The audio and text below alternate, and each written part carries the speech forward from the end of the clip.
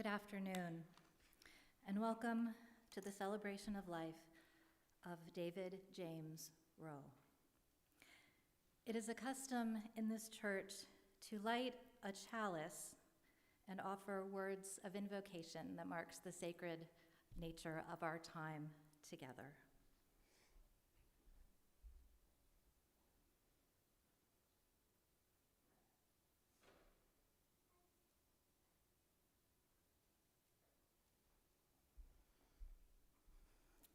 We light this flame as our fervent plea to brighten the dark corners of our hearts.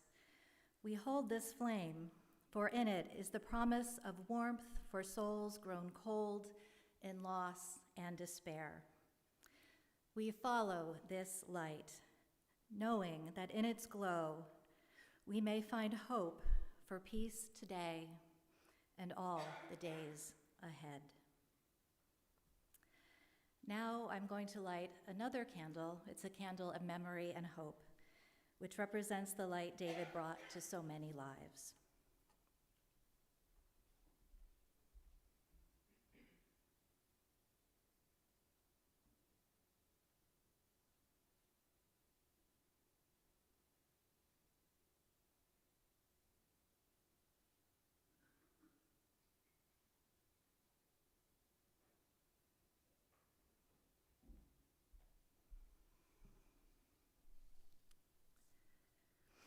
Knowing, even as the sacred spark of life is extinguished, its light, David's light, will still burn bright in all the memories of the past and in all our hopes for the future.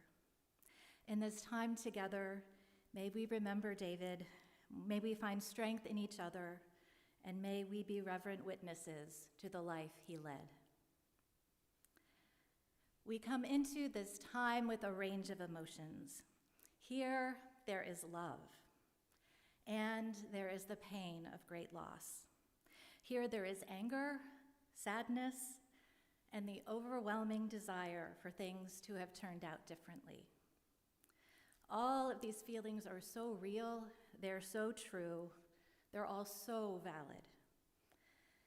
That's why we come together today to share the feelings, to share the stories, to share the memories, to laugh, to cry, to celebrate, to grieve together, to know that no one here is alone in their grief and loss, and that we, for this time and beyond, can hold one another in love and care. We're here to celebrate David's life in all of its fullness, knowing that no illness or single decision defines a life. He had so many times of delight and happiness, caring and friendship, sharing and love. We know that his spirit lives on in the hearts of all those who loved him. So let us celebrate his uniqueness, his vibrant life, and the gift his life has been to those who have known him.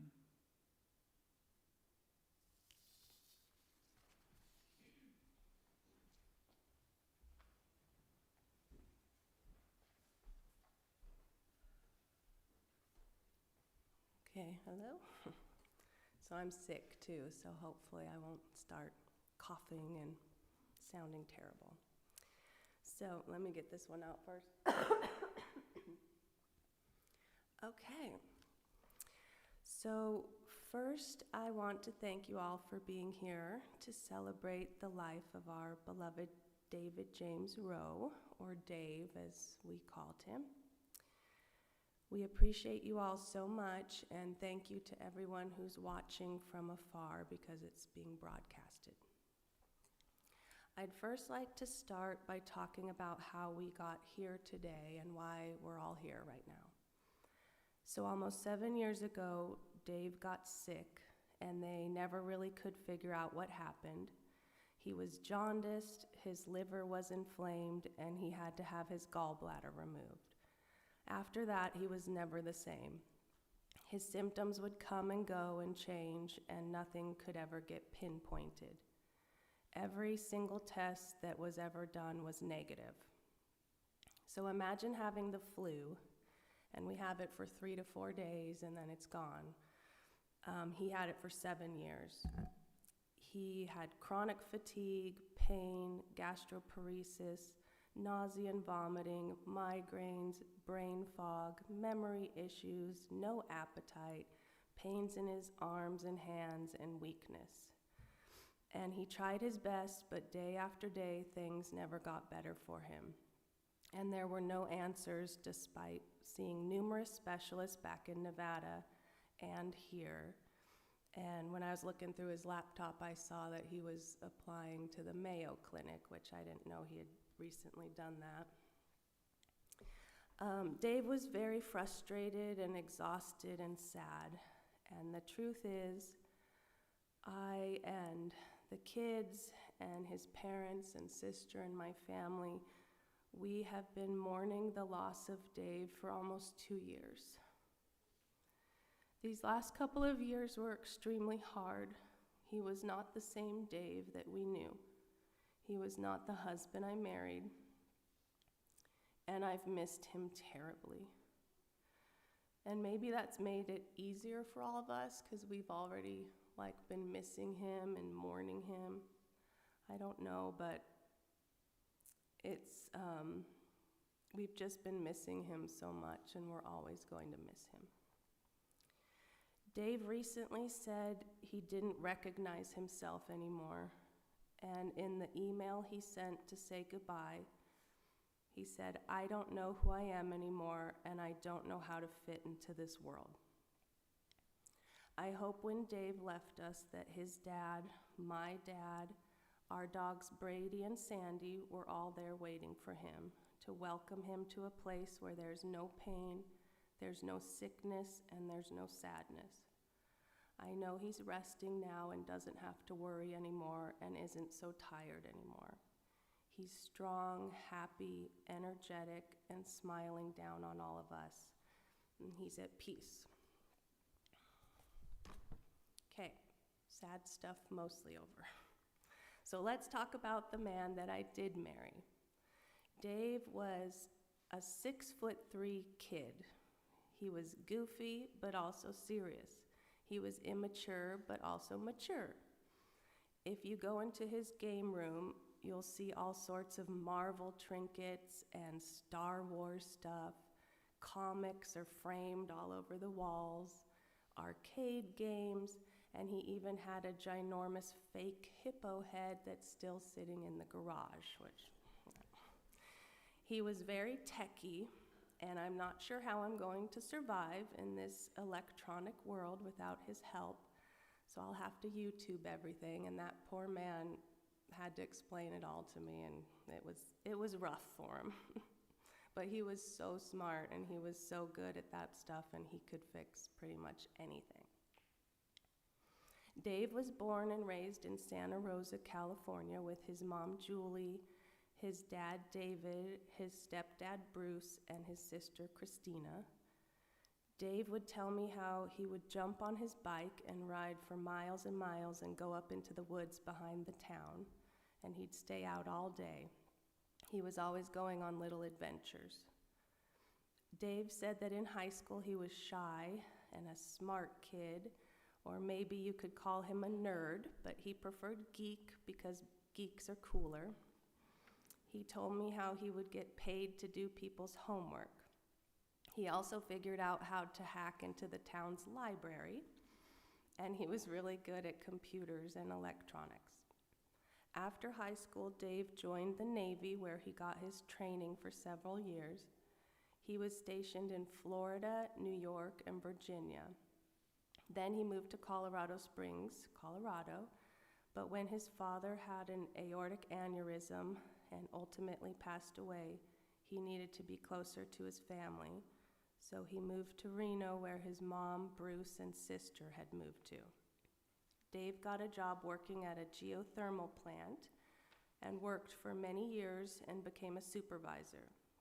He was very passionate about his job. He met his wife, Laura, and they had Noah together, and she also had her son, Chad. We both went through our divorces and ended up meeting on April 1st, 2014. I sent him a message on a dating website called Plenty of Fish, and those sites are awful with a lot of creeps, but I saw Dave and I thought he was so handsome, and there was something about him that made me reach out. We hit it off right away, and we talked every single day since April 1st, 2014. We had so much fun together. He proposed to me in Santa Cruz on the secret trip he was taking me on that he had planned for months in advance.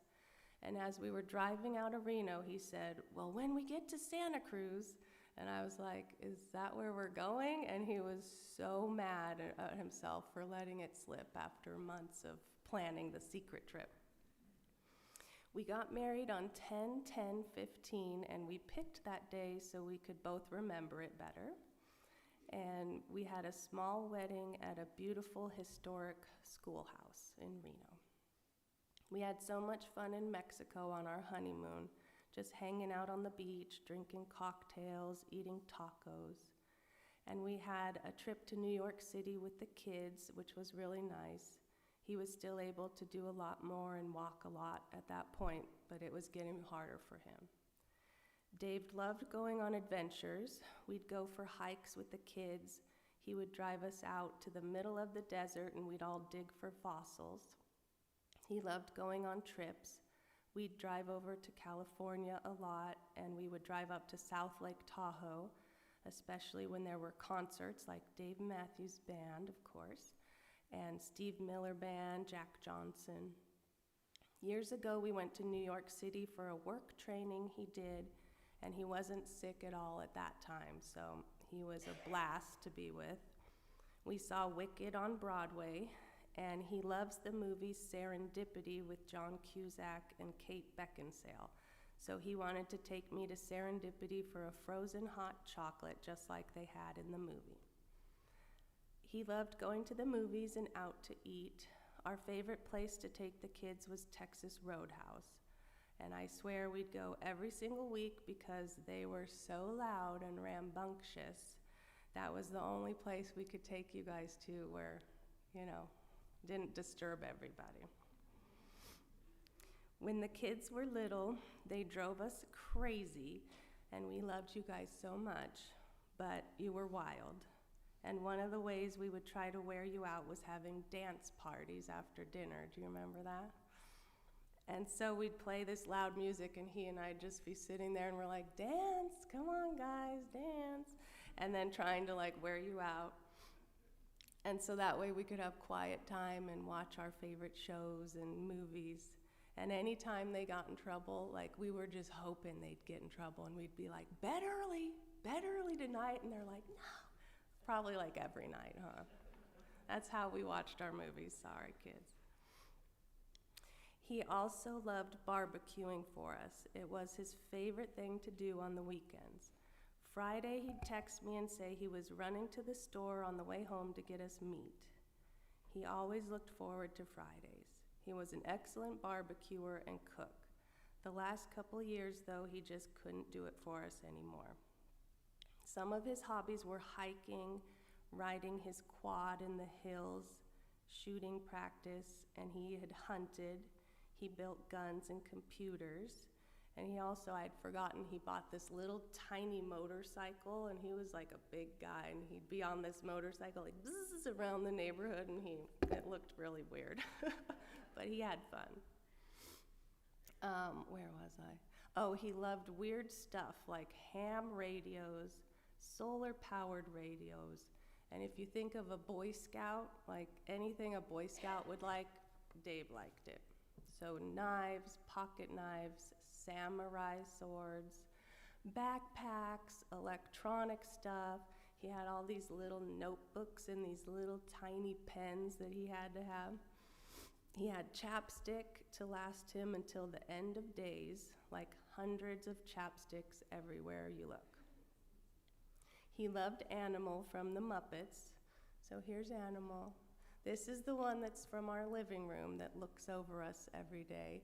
He also had one hanging from the back of his truck so that anyone behind him could see Animal. He had him on his license plate, and he had one like a little ball on his truck. He was his favorite, so Animal's here with us right now. He enjoyed woodworking, but has not been able to do it for a couple of years. Last year he bought a guitar and was teaching himself to play, but the pain in his hands and arms ended that.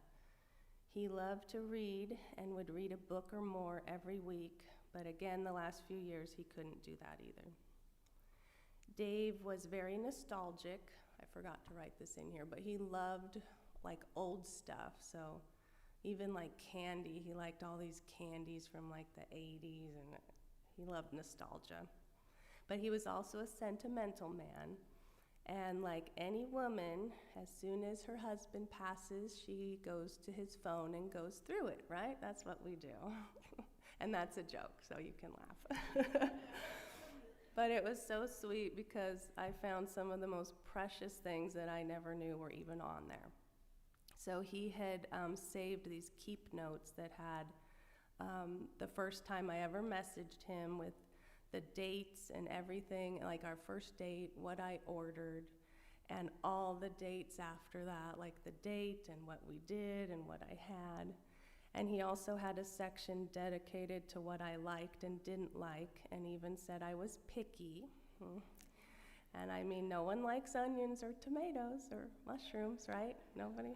Or is it just me? Okay. Yeah. He wrote down all the info about the kids, too, so what they like to eat and not eat.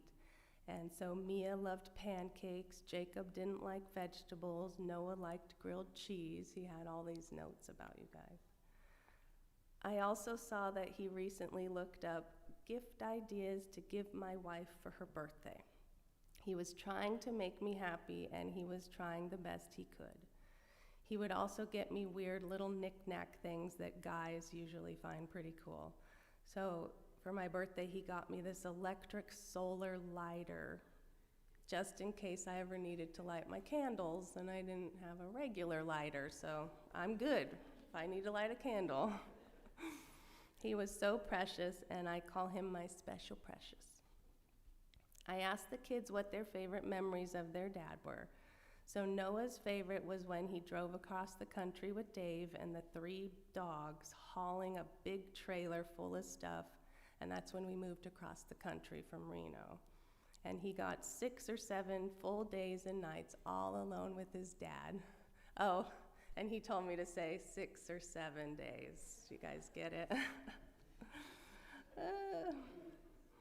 Okay, Jacob's favorite.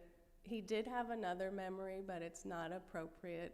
And it has to do about the saying, like, D's nuts, and we won't even go there, okay? But he has this other memory where I was working in the NICU, so I was away, and there was this big power outage, and he was stuck with the kids, and he had to take them up to the plant. And it was all dramatic, and there was like beeping and all this stuff going on, and Dave was having to deal with that with these 2 little kids, and they were giving him candy, trying to keep them all chill, but that was a fun memory, huh, Jacob? Mia's favorite memory is the one time that Noah and Jacob got in trouble, and he let her sit on his lap while he played a video game and gave her sweet popcorn.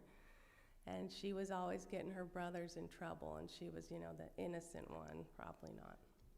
And then we used to always do all their birthdays at Boomtown, which is this like thing back in Nevada for kids' parties. And she won a jackpot with Dave, and she got all these tickets, and he bought her a big old thing of Stuffies with those tickets.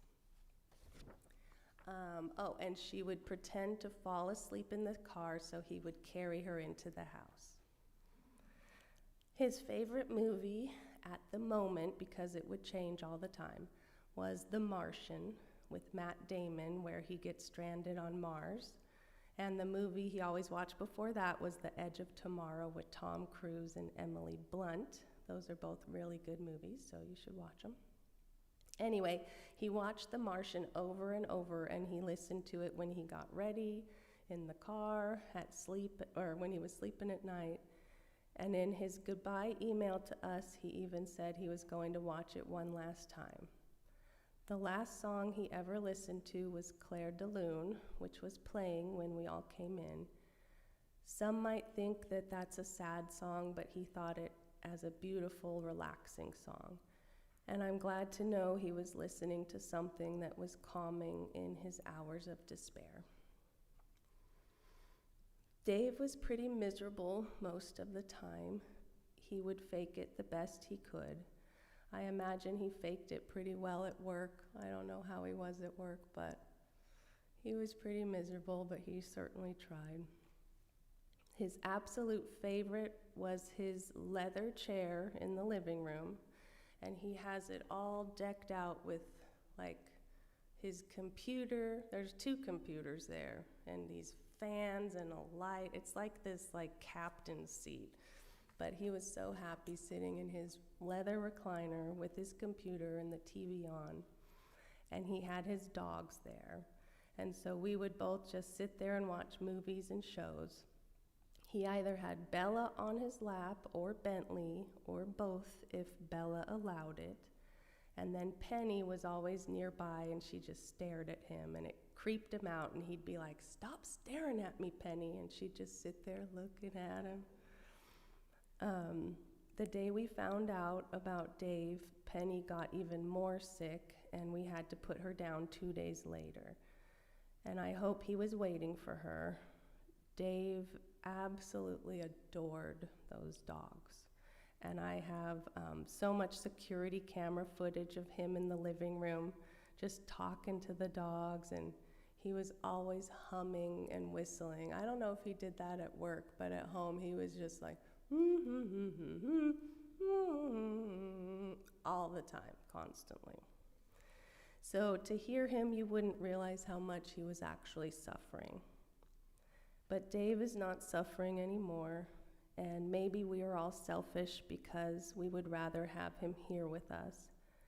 But I see him right now with Sandy, Brady, and Penny, barbecuing a giant tri-tip and having a cold beer with his dad and my dad, and that brings me some joy. I loved that man so much. He was the love of my life, and I have missed him terribly, and I will always miss him now. He will be loved forever, and we will all cherish our happy memories with him. I think he is here with us now, and he can hear us and see us, and then he will head back to the barbecue. We love you, Dave, more than you will ever know, and we will meet you on the other side. I love you so much, and I'm sorry.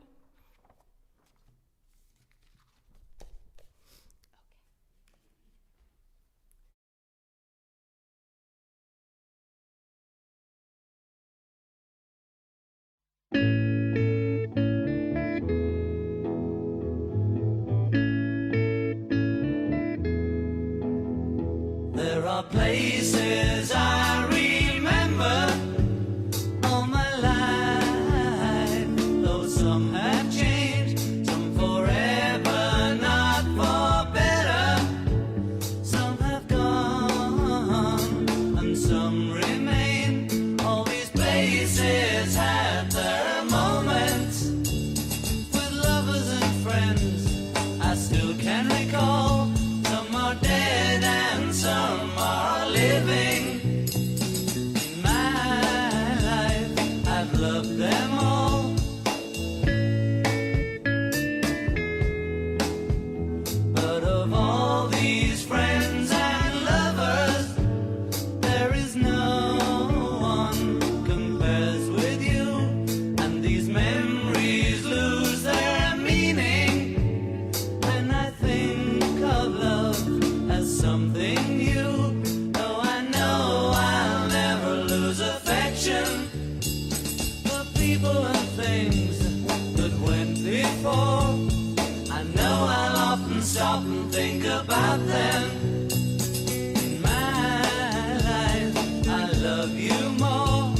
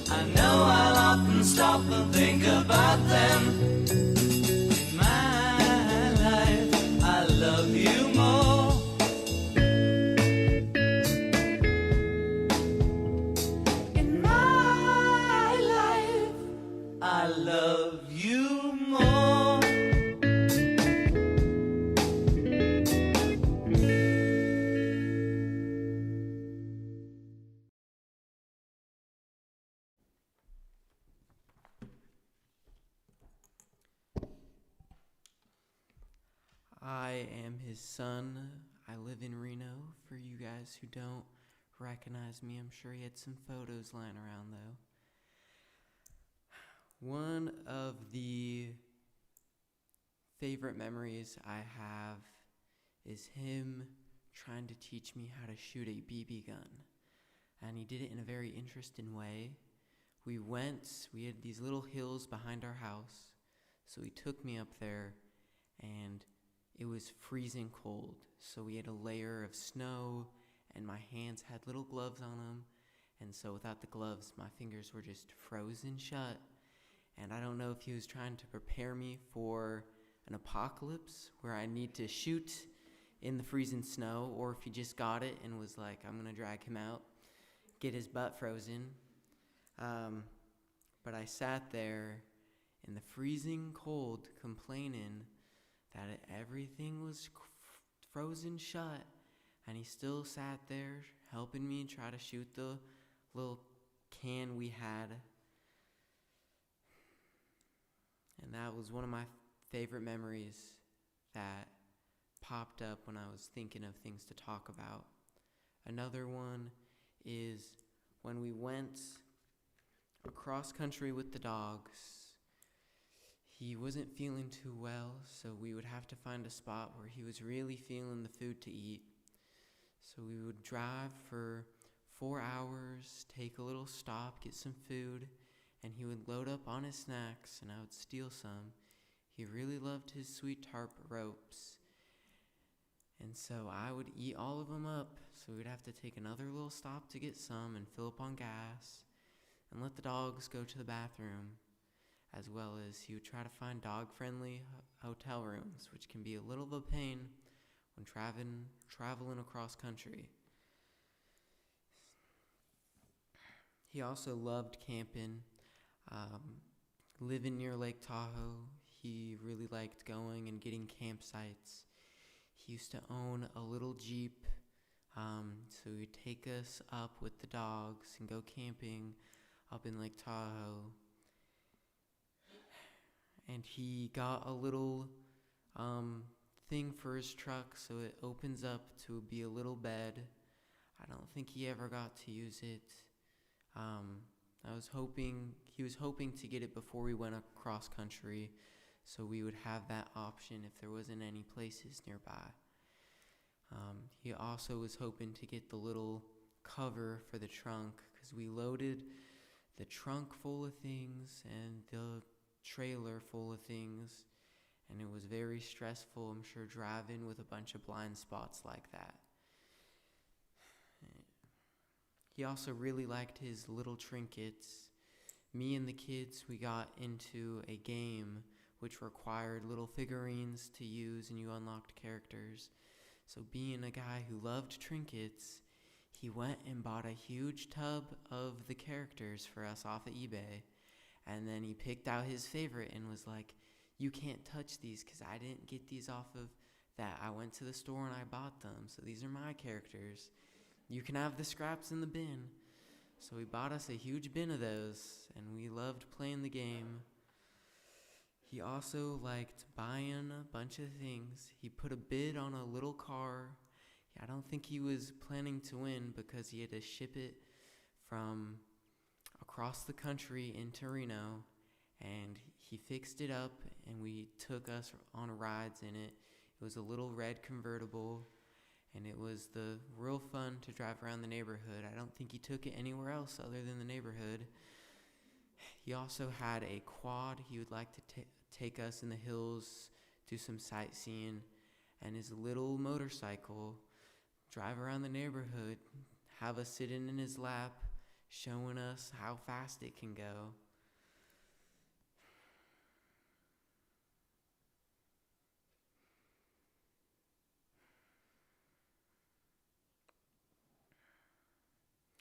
And then the last but not least is he liked seeing nature, so he would take us on hikes. I remember this one is he took me on a hike up to a hill, and it was quite a journey. I was not prepped or ready for this at all. So we start walking up the hill, and it just seems like it goes on forever. But he was like, all right, kiddo, come on, to pick up the pace. And so we finally get to the top of the hill with this weird boulder that he's like, all right, now scooch over so we can get a nice photo next to the boulder. So he was a very interesting man who loved his trinkets, nature, and especially his dogs.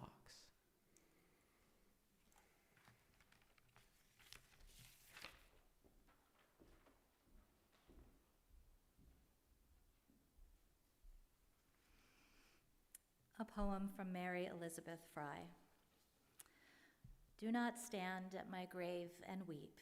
I am not there. I do not sleep. I am 1,000 winds that blow. I am the diamond glints on snow. I am the sunlight on ripened grain. I am the gentle autumn rain.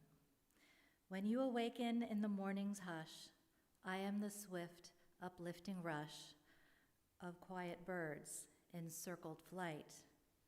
I am the soft stars that shine at night. Do not stand at my grave and cry. I am not there. I did not die. One of the most loving ways to remember someone is to tell stories and share memories. So I would like to invite those who would like to come forward and share a memory of Dave that you hold. Perhaps it's a short story of an experience you shared with him, or it might be something he said or did that was significant to you. And if it's difficult for you to come up to the microphone here, I'll be happy to bring it to you if you raise your hand.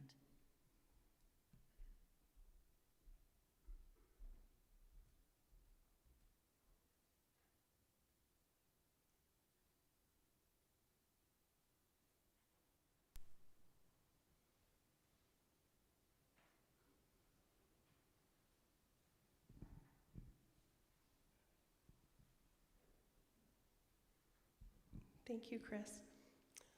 Hi, I'm Bree Mosley. I'm April's sister. Dave was my brother-in-law. And I just want to thank everybody for coming today. And it's nice to see his friends. We didn't get to meet you all before, unfortunately, but hello. I was thinking, when I was looking through for pictures and things like that to share today, the picture that came up, one of the funniest ones in my camera roll was when we took the kids to a ball game. So out in Reno, we had a minor league team called the Aces. It's kind of like the Drive, and it was like a big deal. You know, you take the family out to the ball game, and I don't know why, but we were all there for some reason. And Dave was sitting right behind me, and I was taking a selfie, and he had the funniest expression on his face. Like he was photobombing me on purpose, and he was like cross-eyed and like making this hilarious face, and that is the Dave that I love to remember, and I always just refer to him as this big silly goose. And so for me, that's what I remember most about Dave, is exactly as April said. He was a big kid, a big, loving, funny guy who had the cutest hobbies. Like, seriously, it's no joke. He has a big artificial hippo head in the garage. He found wild things on eBay, and curating weird things off the internet was like his forte. If something got lost or broken, Dave would find it. He would find a replacement for it. There was some like Tupperware bowl or something that he once found on the internet that was like a family heirloom that got damaged in the dishwasher or something, and Dave found it. He found a replica on eBay. We could always count on it. So our little joke has been, how many more boxes are on their way to the house? We don't really know. But he was just full of life and funny and kind, and never met a dog that was a stranger. So if you know, dogs know.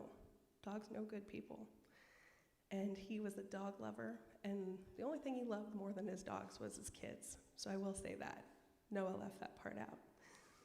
But he loved his son, Noah, very much, and he loved my niece and nephew, Mia and Jacob, like they were his own. And we're very blessed that we got to have our time with him. And I'm grateful for the life that he helped make with my sister, and that they both were able to find happiness in a second chapter. So I'm thinking of my favorite silly goose, and I hope you'll all remember him as a silly goose too, because I think he'd appreciate that part. So that's what I'm going to share today. We're going to miss him terribly on behalf of my family. We loved him very much, and we're going to miss him. And thank you also for Reverend Chris and our congregation here for hosting today, and for all of my friends here that are volunteering to help. I appreciate you very much.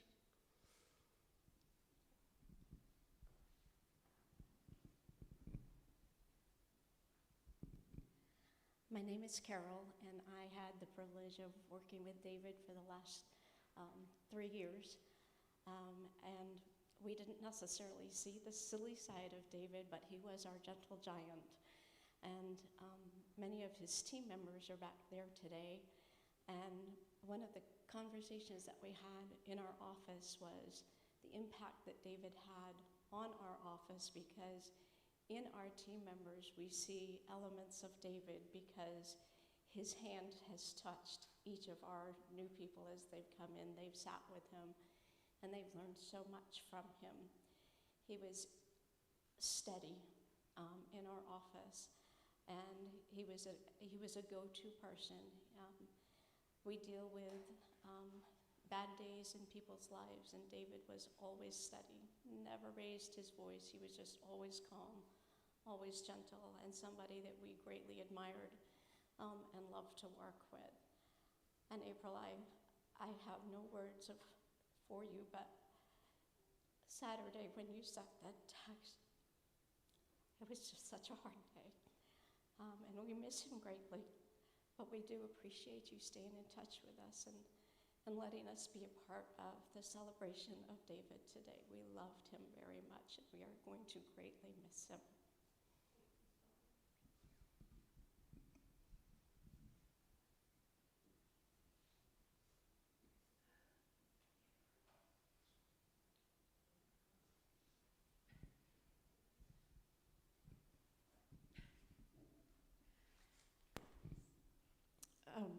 I'm Christina. I'm David's little sister.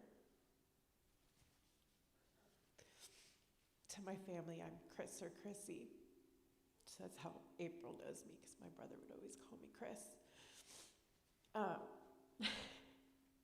I love how everybody talks about what a gentle giant he is, and I probably pushed his buttons further than anybody in his life. I start thinking back, and I'm like, man, I was a horrible sister. Maybe that's why he had so much patience. But I have tons of memories growing up with Dave. And it was 20 years ago that we lost our dad, and I think that really changed the trajectory of his life. I hadn't really been in contact with him, and our dad suddenly ended up in the emergency room in California. He was in Colorado at the time, and I was in Reno. And once he came out and everything, and it was like no time had passed, and he was my rock. And our dad was actually sick for about 5 weeks in the ICU before he passed. And Dave pretty much decided that he was gonna move to Reno. He didn't want to be away from family anymore, and we were really blessed to have all that time with him, with my mom and my stepdad, and bring in Noah into this world. And oh my gosh, April, you were definitely the love of his life, and you 3 kids meant the world to him. The absolute world to him. And he's very much going to be missed.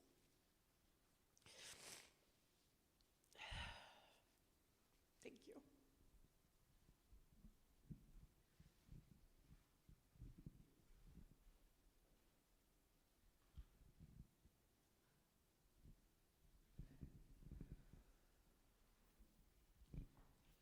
Well, I was Dave's favorite mother-in-law. At least that's what I always told him. And when he and April first got together, and they would come to the house, and he was so sweet, and he would say, you know, we'd have dinner, and I'd, of course, be cooking and everything, and the house was always crazy with lots of people. And when they would leave, and he'd say, April, tell your mother thank you for dinner. Do you remember that? And I thought that was so sweet, and he was always so thoughtful and always helping. And you know, if I needed something done or something fixed, or if I needed a movie or there's something I could see, he was always able to get it for me. And I had this beautiful Fontanini snow globe, and and it was Italian. And my sweet little granddaughter Mia picked it up one day and dropped it and broke it, and I was just crushed, but I never said anything. And the next thing you know, that Christmas, I got a gift from Dave, and he had gone on eBay on the computer somewhere and found the replica to that for me. And that was the most precious thing I could think of, that he, went to that extent to make me happy. And we are going to miss him terribly. He was a sweet, sweet man and a gentle giant. Oh, yes. And I decided after my husband passed away, and I thought, I need to try to start filling some time up around the house. And so I mentioned, maybe I'll start doing puzzles. And so my daughter Bree decided she was going to get me this puzzle table thing that turned out way more giant than anybody thought. And it was a good thing because Dave got me a 1,000-piece puzzle to put together for the very first time. And it was the Thomas Kincaid. It was beautiful. Anyway, he was very special, and thank you all for coming.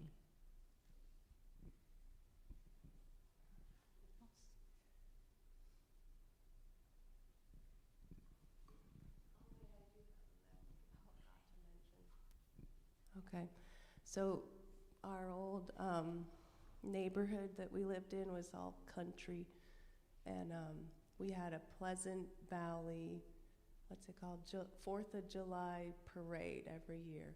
And he got on his little motorbike, and he had this ghetto blaster on the back of it, and he was blasting like, I don't even know what, some kind of American tune, and I was slightly embarrassed, but I got a video of it, and I'm like, this is so Dave doing that, but that was a memory.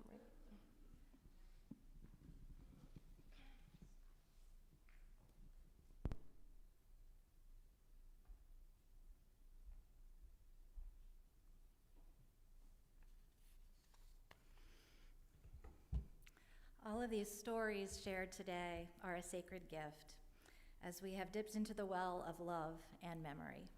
May these memories shared, as well as those unspoken, nourish you and hold you this day and always. This poem is called The Fallen Limb. A limb has fallen from the family tree. I keep hearing a voice that says, grieve not for me. Remember the best times, the laughter, the song, the good life I lived while I was strong. Continue my heritage. I'm counting on you. Keep smiling, and surely the sun will shine through. My mind is at ease, my soul is at rest, remembering all how I truly was blessed. Continue traditions, no matter how small. Go on with your life. Don't worry about falls. I miss you all dearly, so keep up your chin until the day comes we're together again.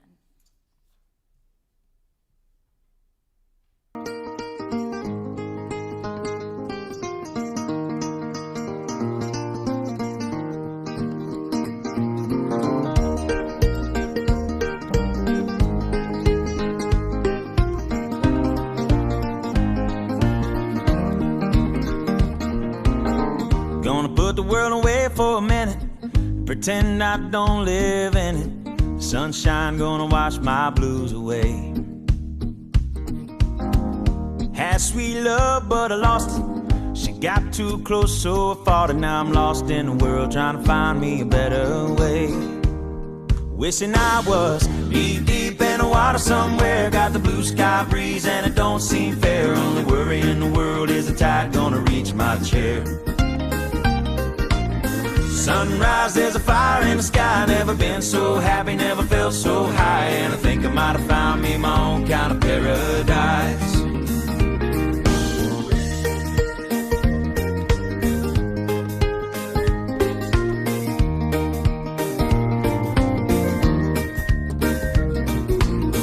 Wrote a note, said be back in a minute. Bought a boat and I sailed off in it. Don't think anybody's gonna miss me anyway. Mind on a permanent vacation. The ocean is my only medication. Wishing my condition ain't ever gonna go away. 'Cause now I'm deep in the water somewhere. Got the blue sky breeze blowing wind through my hair. Only worry in the world is the tide gonna reach my chair. Sunrise, there's a fire in the sky. Never been so happy, never felt so high. And I think I might have found me my own kind of paradise. This champagne shore washing over me.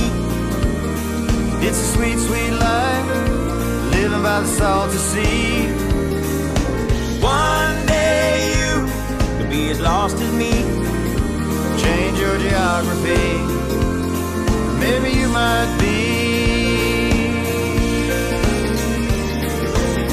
Knee deep in the water somewhere. Got the blue sky breeze blowing wind through my hair. Only worry in the world is the tide gonna reach my chair.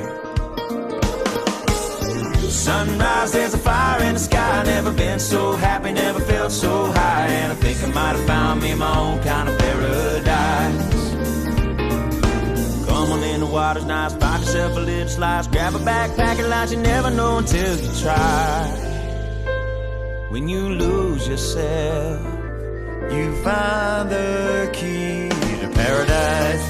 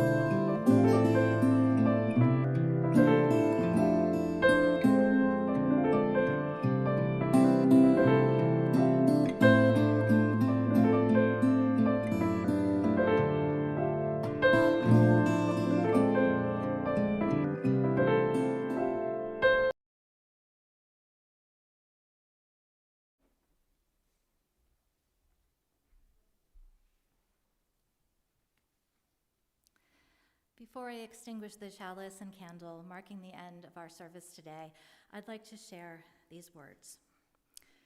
We are each other's immortality. Each of us is a skein of lives stretching forward and backward in time, connecting everyone we have known, everyone they have known, and everyone who will come after us. We carry each other back from the threshold of life and death. Some part of those we loved is gone forever, but some part is ours to have and to hold and to make real in the world. So many have received so much love and light from Dave Rowe. Take that light into your life and into the lives of all you encounter, and may you always be able to see that light as it is reflected in all that you do.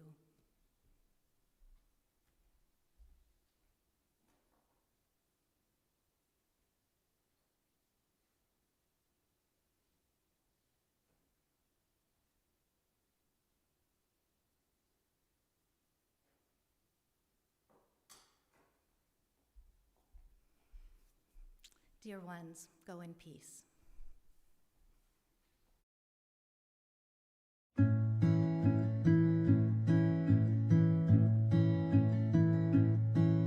Don't worry about a thing, 'cause every little thing is gonna be alright. Don't worry about a thing, 'cause every little thing is gonna be alright. Rise up this morning, smiled with the rising sun. 3 little birds pitch on my doorstep, singing sweet songs of melodies pure and true. Sing, this is my message to you. Singing, don't worry about a thing. Every little thing is gonna be alright. Singing, don't worry about a thing, 'cause every little thing is gonna be alright. La la la.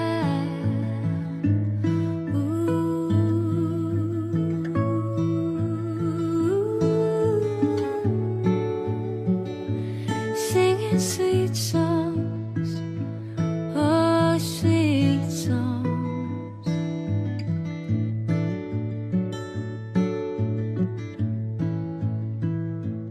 Rise up this morning, smiled with the rising sun. 3 little birds pitch on my doorstep, singing sweet songs, melodies pure and true. Sing, this is my message to you. Singing, don't worry about a thing, 'cause every little thing is gonna be alright. Singing, don't worry about a thing, 'cause every